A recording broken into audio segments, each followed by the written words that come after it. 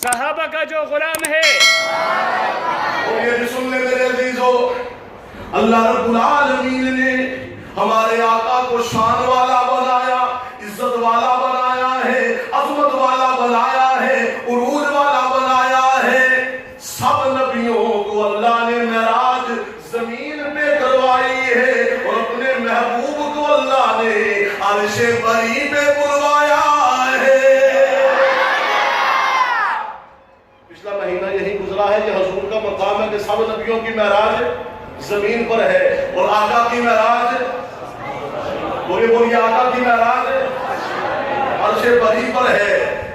میں کیوں نہ کہوں، چلے جو حضرت موسیٰ تو کوہ طور تک پہنچے، اٹھے جو حضرت عیسیٰ تو چوتھے فلک کے پور تک پہنچے.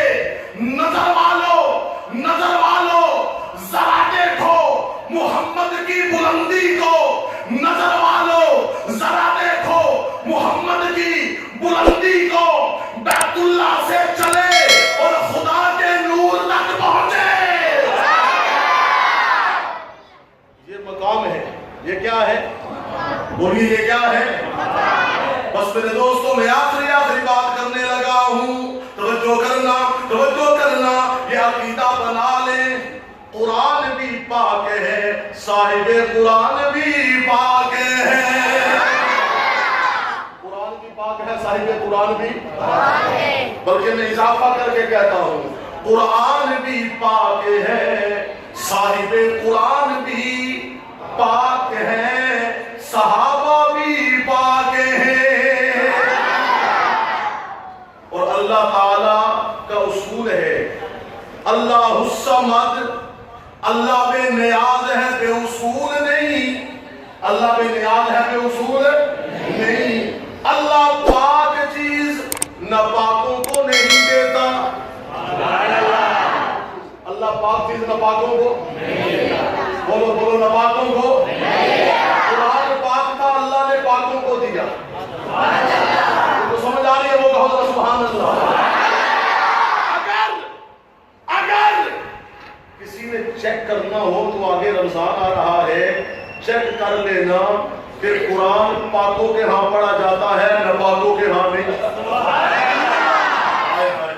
رمضان میں دیکھ لینا. اور یہ بھی سن لیں حضرت شیخ، قرآن کا اور رمضان کا، قرآن کا اور ایمان کا بڑا جوڑ ہے آپس میں. قرآن کا اور ایمان کا آپس میں کیا ہے؟ بڑا جوڑ ہے. اور اللہ نے قرآن اور ایمان کی ایسی دوستی لگائی نا، بولو تو صحیح یار. بے شک میں بابے عمل متوجہ ہو گیا، تسی تو بولو یار.